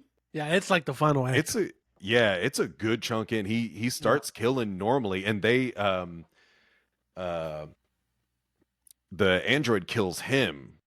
And if it weren't for, of course, the perfectly timed malfunctioning like nanobot repair bed, he would have stayed dead. Yeah.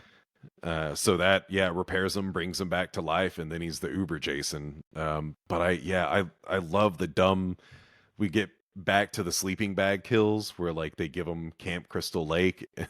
the the dialogue right there is great. The girl's like, "Hey, do you want to have premarital sex?" Yeah.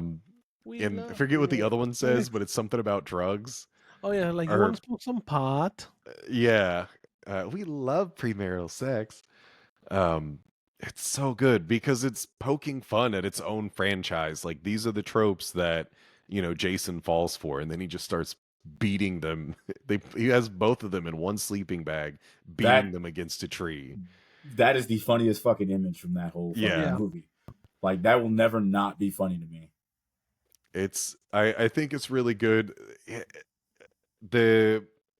feel like most things make enough sense. Like not everyone's outwardly making bad decisions. They just think they're tougher than they are. It was kind of dumb with like the two people who just wanted to sleep together, and that's when Jason came to life. Was because there wasn't a second person watching. It's like, yeah, whatever. They're up in space. They're probably there all the time. Like that was kind of I smell premarital sex. Yeah. Like, not on my watch, and wakes up. Not on my goddamn watch. That's what revives him. Jason Voorhees, the Lord's biggest cock blocker. Oh man. All right, let's wanted to fucking ask you. Obviously, what's your grade on this one, and then what's your favorite kill? And then there was something else I wanted to bring up, but I can't think of it. So just yeah. Go with that. Go with your score. Favorite kill is probably gonna be, I think, the cryogenic face smashing. Yeah, it's the best kill. Yeah, Shaggy's #1 pick in the spooky season draft. I could not believe that. So brutal. I really could not. To this, I was just like, wow. You were like, bitch. You looked at me like, dog.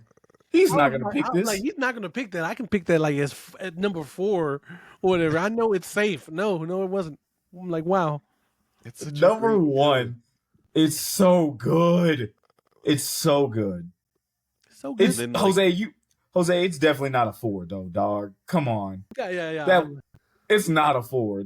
I only took it at 1 because I'm like, dog, he's going to take it at 1. But for you to tell me that if you didn't take it at 1, I would have taken it at 1. I'm just letting you know. That's crazy. It's that fucking good, dude. It's a great kill. And it's like you have to, because it's a movie where you have that technology. It would be such a disservice to the film to not do that. Mm-hmm. It's like most of there are a lot of really good kills, but most of them are like that could happen in any movie. Yeah, like people getting stabbed or I like the guy that got screwed. Yeah, that's still thing. It looks like he got screwed. Do you know the line? Do you remember the line? It's something that she said. Like, what's his name? Well, like, where's this soldier? And she looks at him like, he's screwed. I fucking, that line was that also entire sequence is hilarious because when like the captain gets quote unquote killed, it's gonna take more than a poke in the ribs to kill me. And then like he gets stabbed again. He's like, nah, that'll do it. That'll do it. It just fucking dies. Yeah. Fucking stupid, dude. You have like this weight of like, you have some characters who are super serious, and then you have moments like that. Yeah. Where like, they're one of their main people just died, like got impaled on this giant drill. And they're like, yeah, he's screwed. And it's like, that's the thing that you would say like 5 years after recovering from, the loss of someone that's dear to you, not something that you say within like 2 minutes of them dying. Yep. So it's so to be goofy. fair, could they have been brought back to life with that nano machine table? Probably. So maybe that's why they're like, he'll be fine in about a couple hours. Yeah, that might be why they were very flippant. But this is a 5 for me because it's so easy to watch. So stupid. So dumb. I know it catches a lot of flack too because people. This is the movie, and I think it was even you guys who commented that like Leprechaun went to space first. Yeah.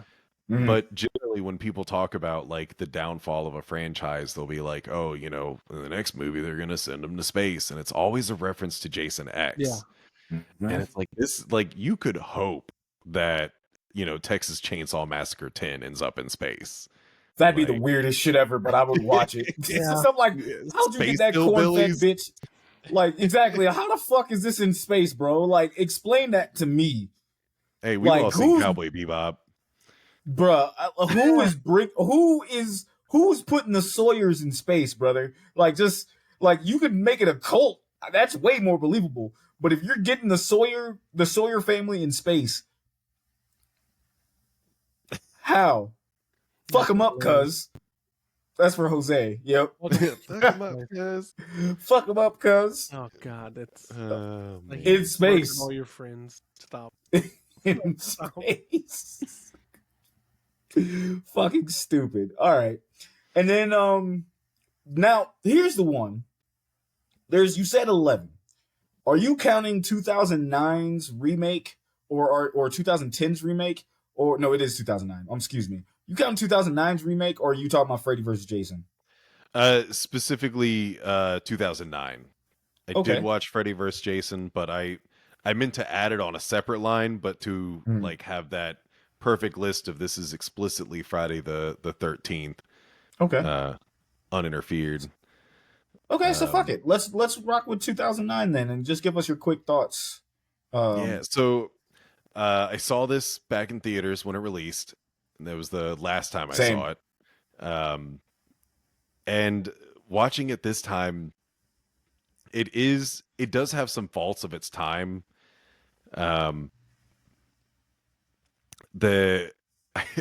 is very difficult to distinguish some of the main characters at first because it's like the Sabi guy and then like the jerk guy and the jerk guy's friend, like all are essentially the same white dude.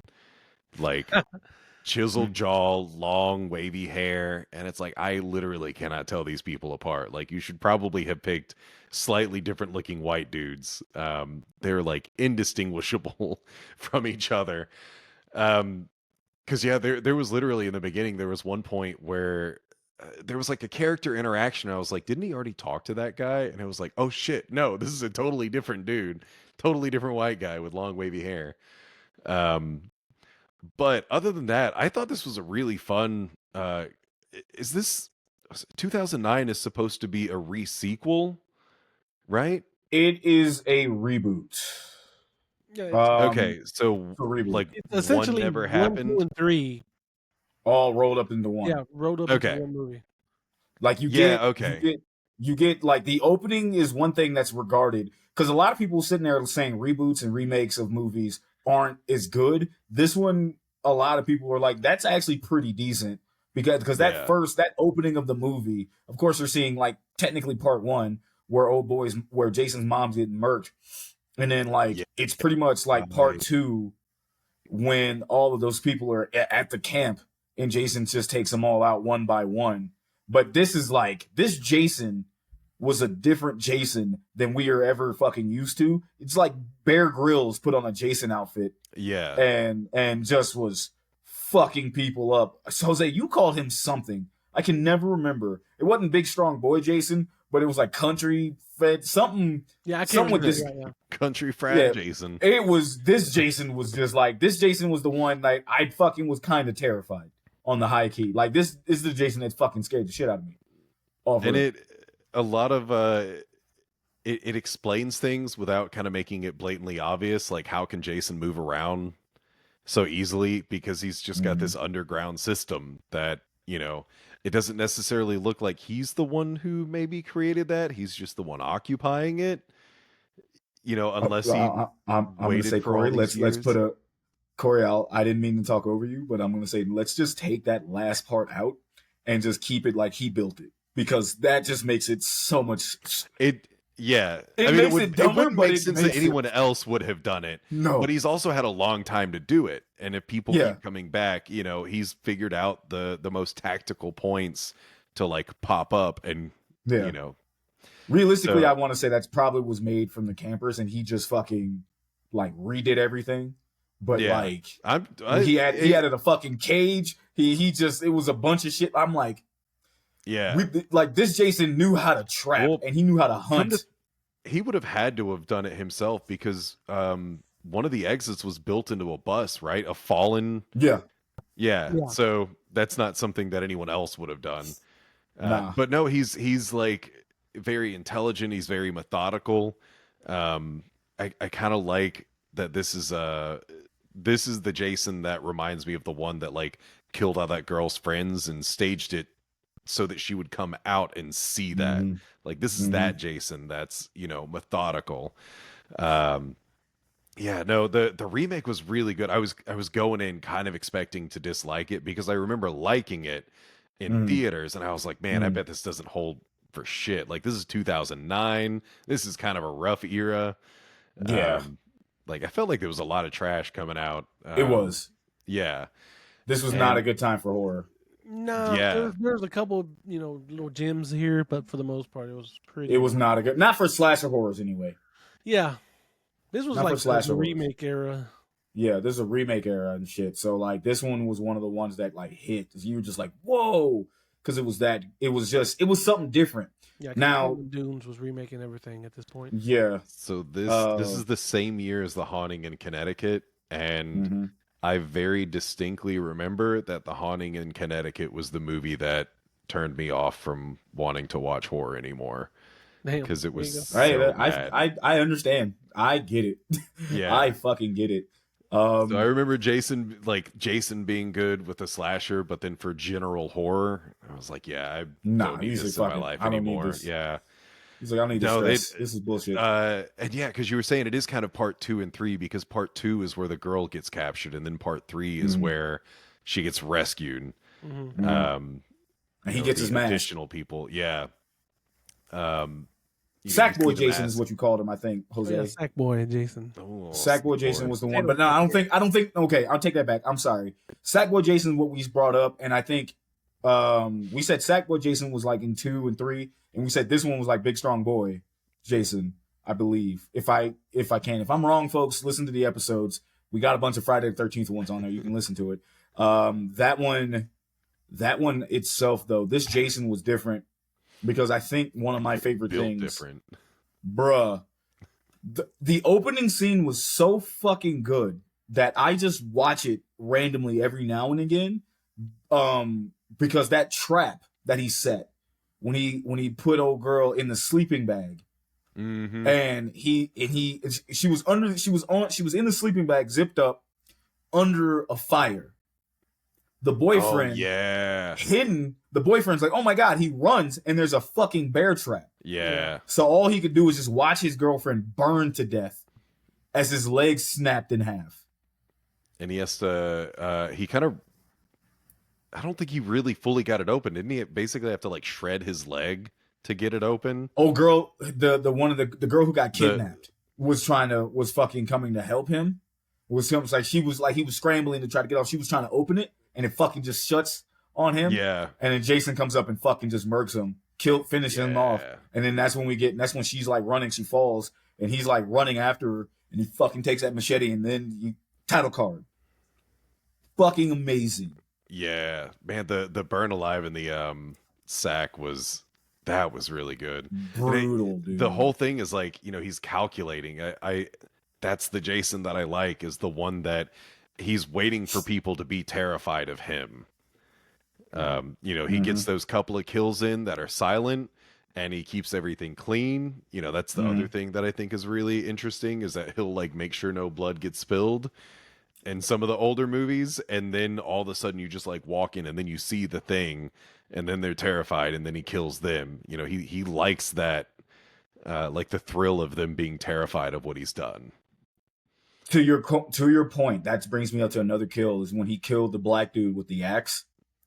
And he black dude literally was fighting that motherfucker off. He giving Jason the hands. Yeah. And then he gets away. Jason's like, I'm not catching up to him. But he fucking throws that axe. Two hands that axe, hits that motherfucker in the back, square on. And he's like, help. And Buddy's screaming for help. And they're in the house. Oh boy, from fucking, what's that CW show? Supernatural. Yeah, Supernatural was like, no, wait. Supernatural. He's like, no, wait. He's trying to bait us. And Buddy is sitting there like fucking yelling for help. And Jason's like, all right, they're not coming out. And he fucking just stomps on the axe, pushing him through it. And or pushing the axe through him. And it's just so fucking good. To your credit, Yeah. when he's being methodical, he's like, I want y'all to come outside. No? All right, fuck it. New plan. And then he Batmans himself on the roof. Yeah. Kills the cop. Gas-powered, the Yeah. gas-powered gun. Fucking kills the cop, and you just see him fucking just, he's standing there menacingly. He fucking just snips. He fucking just. Man. That had so many good kills. And what is it? The paranoid, the kid who actually whose family owned that house. I don't think he killed someone in the bathroom, but he definitely shot an already dead body in the bathroom. Yeah. Because he'd like hung someone up or no, put a body. Oh, I can't remember. Jason took the chick and hung her up on the hooks. Clothes hanger, yeah. On the clothes hanger, a la Silent Night, Deadly Night. Yeah. Yeah. And just pinned her to that shit, and then he shot into the room. There's Okay. so much good in that. I still think in that one, because I really like the kill of the axe, because I distinctly remember that was him doing like a, like quarterback throw with that fucking axe and hitting that guy from hell of a distance away. But the one thing that I still really like now that I liked back then was the Doc kill. With the fucking arrow or the fucking stab. Yeah, straight down through the head. She's like, Shlick! Yeah, and just pop then he her up, and pulls she up. just. Yep. You get nothing but titty, and just like she just drops into the lake. Yeah, Like, because it's like you know that he's gonna get her, but I wasn't expecting that. Yeah. Yeah, because it's a very jarring movie. Like a lot of the kills are very jarring. Yeah. And I think it has probably the single best story. And oddly enough, this is the one movie where they're literally mashing 3 movies into one, and yet somehow it's the most coherent. Yeah. Like normally that's my biggest complaint with a movie is like, this feels like 3 movies in one. It's terrible. And this one's like, it's 3 movies in one and it's fucking great.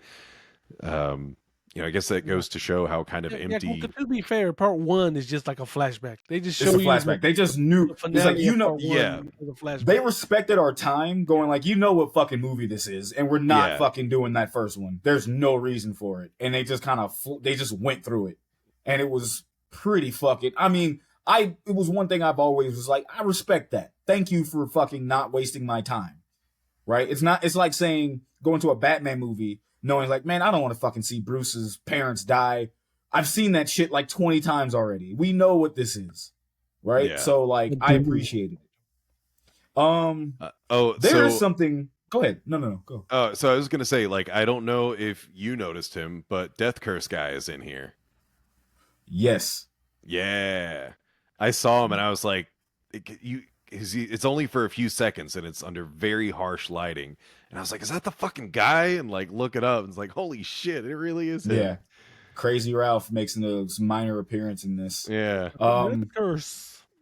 I want to fucking blow your mind here, Kory. Okay. I know we're talking horror. I know it's pretty much been Friday the 13th at this point. Have you ever seen the Michael Bay's Transformer movies? Oh. Yeah. Okay. So, that annoying jock man with the blonde, gold, wavy hair? Yeah. He was in that movie in Transformers 1, right? Let's see. 1. Yeah, he was Megan Fox's boyfriend until he wasn't. Was he? Yeah. Yes. But here's what's going to blow your mind here, okay. Bud. He was the same character in Transformers 1 that he was in Friday 2009. The same name. Huh. And this is technically a Michael Bay production. So Jason exists in the Transformers universe. Yeah. Correct. Or at least remake Jason does. Yeah. Remake Jason. Let's see. Yes. check. 2007. I forgot that movie was that Mhm. old. Mm-hmm. He Oh, played the man. same fucking character. It was confirmed. Michael Bay even said, "Yeah, they're in the same universe." Give me That's my the same Bumblebee character. versus Jason movie. That's all I want. The dog.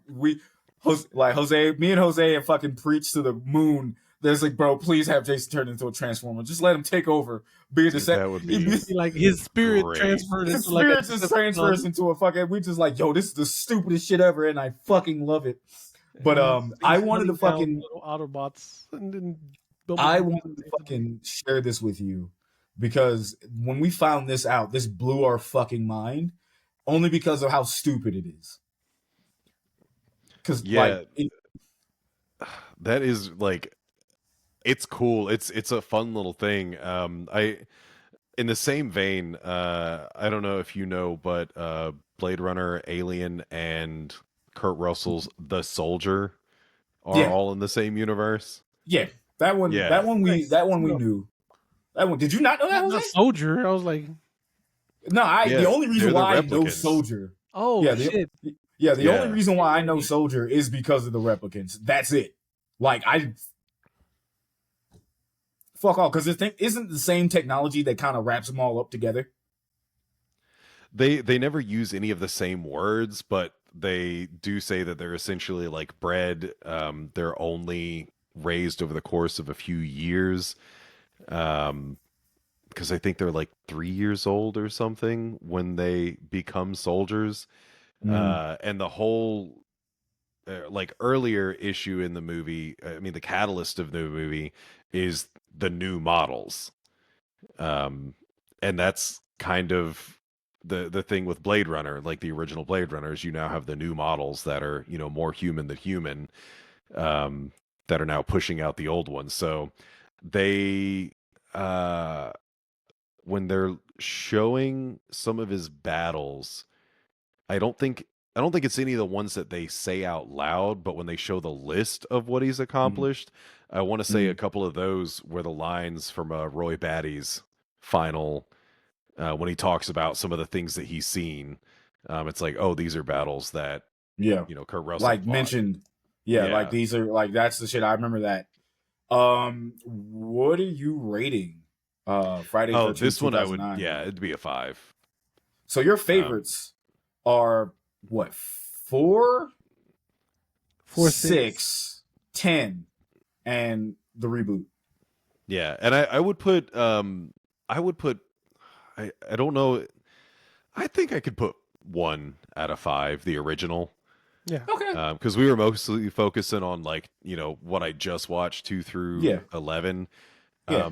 1, I think, like, I remember the first time seeing that, it was the straight chillin' viewing in Sunray, and Rest in peace to the goat. yeah, was not expect. I no spoilers. I never knew it was the mother. Yeah. Yeah. I had lived my entire life without ever knowing this. That's pretty and at cool the very that you- end, That's very Made it fucking without cool. knowing. yeah. You know what, Jose? That's cool. That you know what that reminds me of? When Barter saw fucking Sleepaway Camp for the first time. Nice. Oh man. Like, shout out to Barter, a homie from the Short Box podcast. That when he fucking said, "Yo, I'm gonna go to Sunray for Sleepaway Camp for straight chillin'," and I'm like, "Have you never seen it?" He's like, "Nah." I'm like, "Oh my god, I wish I was there." Nice. Oh, because I'd have been like, man. I'd have been looking at that motherfucker, Just looking like at him just to see the reaction. Yeah. that fucking reaction to this day. But you saying that you've never known it was the mom, that's up there of just cool type. I wish I was with you to experience that, because you'd have been like, "What the fuck? I didn't know that," or just kind of like just see your reaction. Your genuine reaction. I'm sure it was probably just kind of like confusion, because it's like, wait a minute, like this I is a beg your Jason pardon? movie. Yeah, this is a Like, Jason excuse movie. me. Who's And this it's old just like- lady? Like, I don't get it. It's so funny. It's so funny. But that's dope to fucking hear, man. That's dope to fucking hear. We're getting close to time. I know you got a couple of other movies on here. There's one that I know me and Jose watched on the regular, and we want to talk about this one. And that is, yeah, you see it. Yeah. It is dead silence. No, I'm kidding. It is not dead silence. It I'm is like, terrifying. So, and oh boy, bust a nut in the beginning of Ichi the Killer.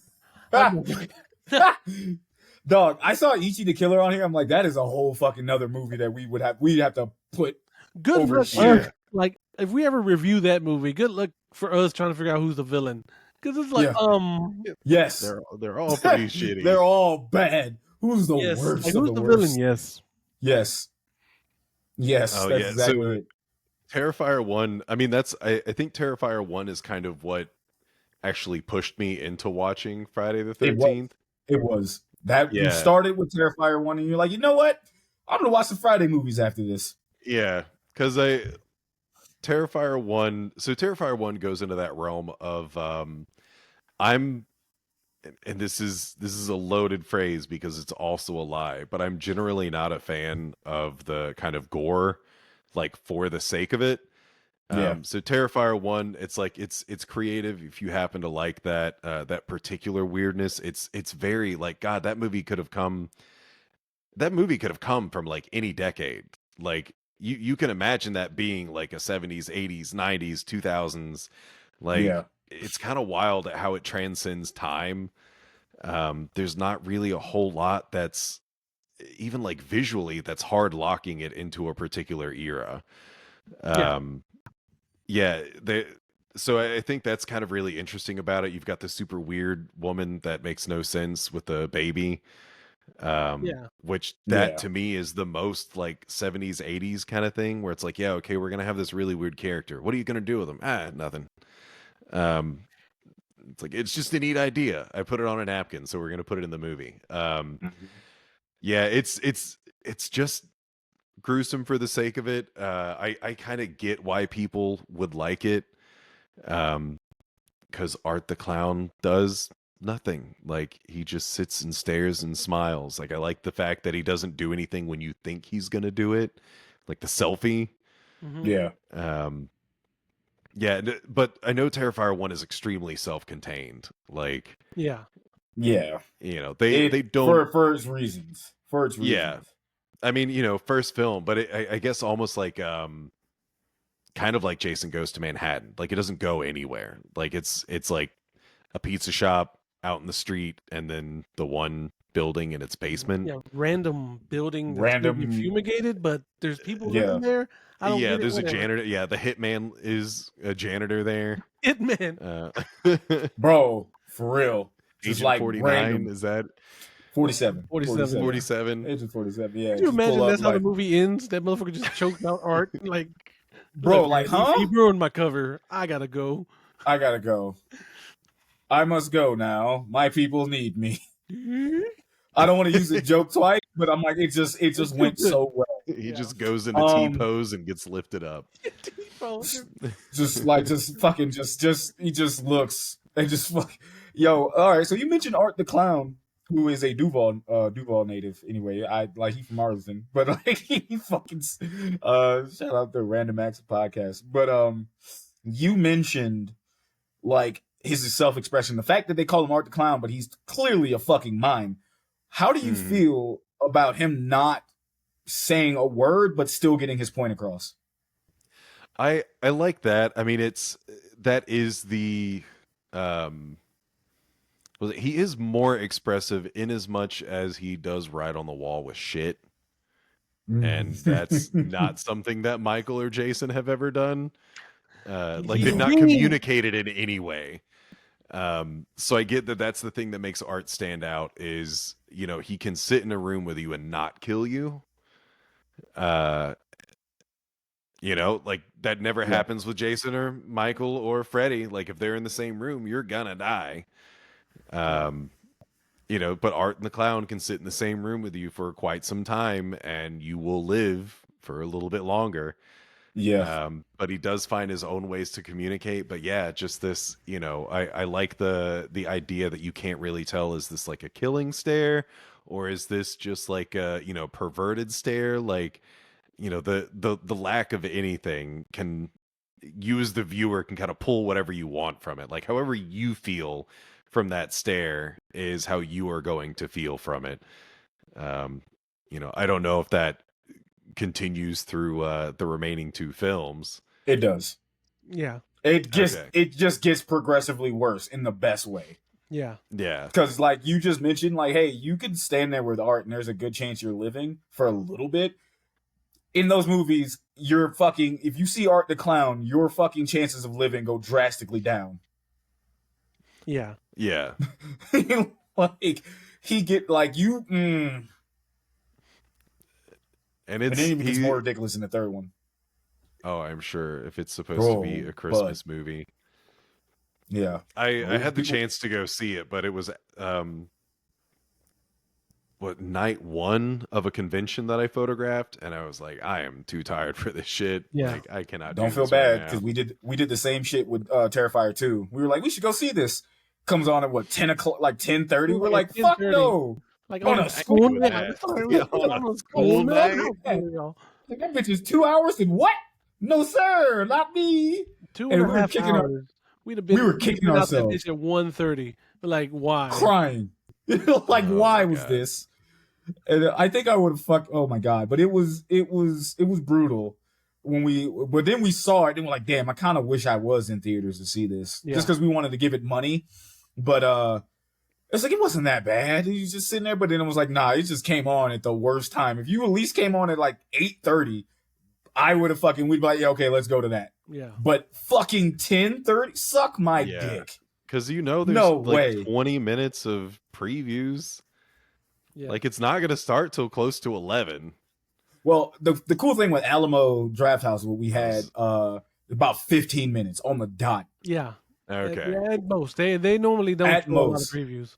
No, they were like you get at least 15 minutes, but if it's like something like Terrifier, you may get like maybe it's 2 a little more trailers. indie, yeah. I seem to recall straight to the movie. Recall an era when if you were doing a midnight showing, they had almost no trailers. Yeah, of like a super late showing, they're like, we want you to get fuck the fuck no. out of here. So we're not. We want to go home. Yeah, right. We want to go fucking home. So I guess on my end, because like I watched it and I photographed Spookala. I know a ton of people in the horror community, and Art the Clown is like the modern slasher. It's Freddy, it's Jason, it's Michael, and now it's Art the Clown. And so as someone kind of on the outside, like, what is the charm that you find? Like, what do you, especially as people who are like big into slashers in particular, what is it about like Terrifier, not strictly Art the Clown? You want to take this one first, Jose? I mean, honestly, it's the director, Damien Leone. Leone? You ever figure that out? Leone? Okay, I Leone. think it's Leone. It's his love for practical effects. Because bingo. he is Nail an on the head guy. So all of it's just practical, and it's just like amazing. Yeah, it's well known that me and Jose love our fucking slashers, but like 80 slashers. There's a reason for that, because it's fucking practical effects. Same thing with The Thing. Just we're suckers for practical effects. So when Terrifier dropped, it's not even about like Art the Clown, even though he fucking steals every fucking scene he's in. Mm-hmm. It's the dedication of the use of practical effects and no CGI. Like, especially in today's world, you can literally get CGI off rip, but now you don't get that. Like, with that particular movie, it takes you back to an era where practical effects are king, and it's something that we will always appreciate. The movie could have been bad with great practical effects, and we probably would have liked it. Right? We'd probably be like, yo, you know what? Those effects are good. I think I'm gonna support that. Just kind of hope he gets a little bit extra budget. But then you have the practical effects with a fucking creepy as fuck character. Yeah. Like, legitimately, like, just off-putting. Clowns are already fucked up as it is. Then you have this motherfucker pulling up on you with a blicky of all things. Like, that's just something in a slasher. Finally, when things don't go his way, okay, I got a gun.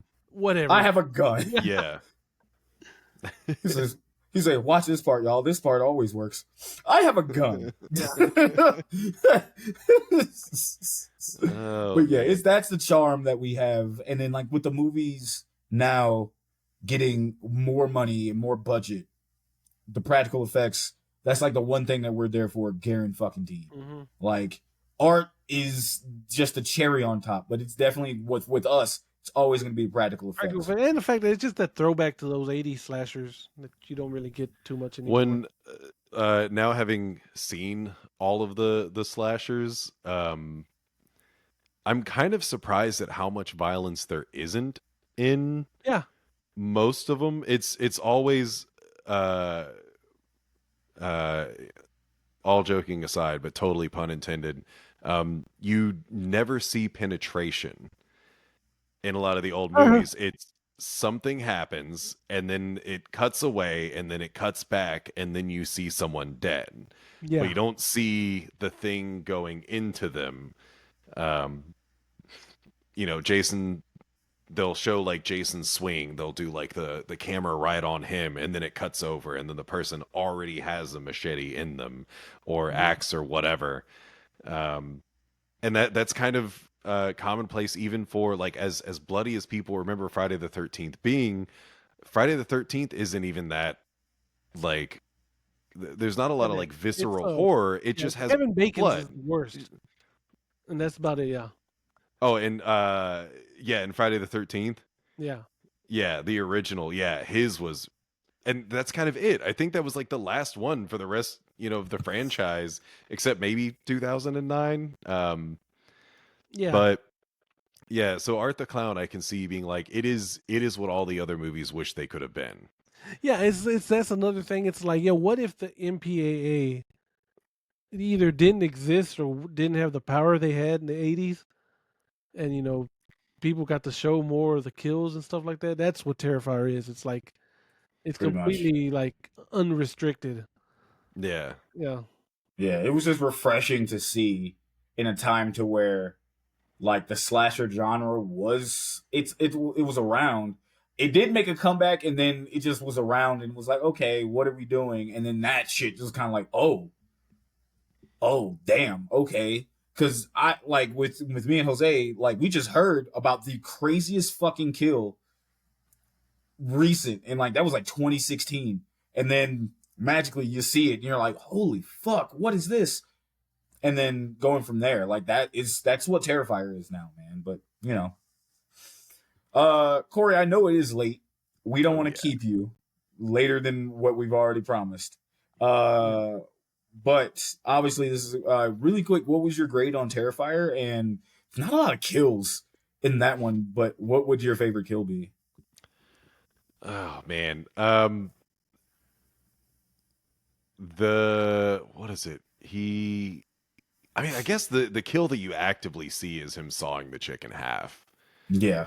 But I did kind of like because I don't think you see the kill, but it's the dad's head gets used as a decor in the pizza parlor, right? Yeah. Oh, Yeah. And that makes me think of like, I don't know, like Trick or Treat or Halloween or something like that. Ooh, buddy, watch part 2. Man. But yeah, that's a good one. That was a good one. So yeah, the cut in half is like, okay, this kind of makes me think of like Saw or Hostel or something. Definitely good practical effects there. But I would say it's not really, if you're gonna do the like gory stuff, that's not really my style. I would put Terrifier at maybe like a 3. Like, I might watch the rest of the trilogy at some point because I told myself I'd messaged, I don't know if it was strictly y'all or someone else. I know I messaged a bunch of people where it's like, yeah, I don't like violence for the sake of violence, like gore for the sake of gore. And after watching Terrifier, I watched E.G. the Killer and I was like, well, I'm a liar because I like this. Yeah, but it's like, very different. It's wild at how like vastly different. They're the same thing and yet totally different. Yeah, no. But it does fall into the vein of like Terrifier is American slasher, and that's always been kind of the like, whatever. It is. I think if you like American slashers, Terrifier is great. It's not really my cup of tea though. Yeah. I feel like if I watch 2 or 3, I'm going to have to watch them with somebody who enjoys them because I'm probably not going to like them solo. Right. Yeah. 2 at least I'll be has coming more home of a soon. story. Hell yeah. At least, yeah. So I'll be home soon, bud. We'll run that movie marathon. That is a marathon. Oh my god, no! I'm fast forwarding through the part. You already know. I don't give a fuck. I'm doing it. Like if we watch 2, I'm hitting fucking fast forward. No, Fuck you gotta that. let Kory You get to see the experience. violence No. twice as fast. You gotta let him Not even. experience. It's not Clown even a violent Cafe. scene, brother. It's Oh, Clown boy. Cafe. No, Oh, fuck that. God. I'm fucking like fast. I'm like, no. You'll thank me later. But what is the nope? Nope. As I'm petting you. When you get older. It's almost over. It's almost over. But speaking But over, everyone is fun folks, at the Clown Cafe, Shag. shut the. Anyway, folks, that's been time. We appreciate Kory coming through. Kory, you want to plug your wares, your things? Yeah, so you can find me anywhere you find podcasts. Search for The World Is My Burrito. And then anywhere on social media is TWIMB Podcast, TWIMB Podcast. On the Twitters, the Blue Skies, Instagram, all that other good stuff. I should have, hopefully, like 2 of my own episodes coming out soon, and then Nice. third one that I have to edit that I was part of a while ago. I've taken a long break from podcasting, mostly because I got hosed up with hurricanes and work and travel all at once. So yeah, The World Is My Burrito. And as always, I do appreciate being on here. I'm looking forward to the next time I'm on here. So long as y'all don't just magically record an episode That you might have an interest in. that I might have an interest in. Join us next week, folks, when we review Ichi the Killer. Yeah, I know. Exactly. And if you want, Kory, we'll come back. We'll come on your show to do the rest of these movies on this list. Yeah, they're talking about Ichi the Killer. That is a movie that needs to be talked about because, man. Yeah. I think it's one that a lot of people like to avoid. It's like Audition. Yeah. But absolutely. That is actually point on. Folks, we're going to wrap this up. Yeah. I appreciate all of you guys tuning in and for this episode. This was a special one for us anyway. Jose, you got anything to say to people before we leave? No, just thanks for listening, and as always, follow us on our socials. You know, we're on Blue Sky now at Cinema Villains. Just look us up. Shaggy's on Blue Sky as Shaggy. So yeah, I fucking came back out of retirement. Yeah, there you go. So go send him butterflies, and as always, leave a review, leave us a fan mail. I'll read it, all that good stuff. And there we go. All right, folks. You take care of yourselves. We love you. And we now bid you adieu. Later.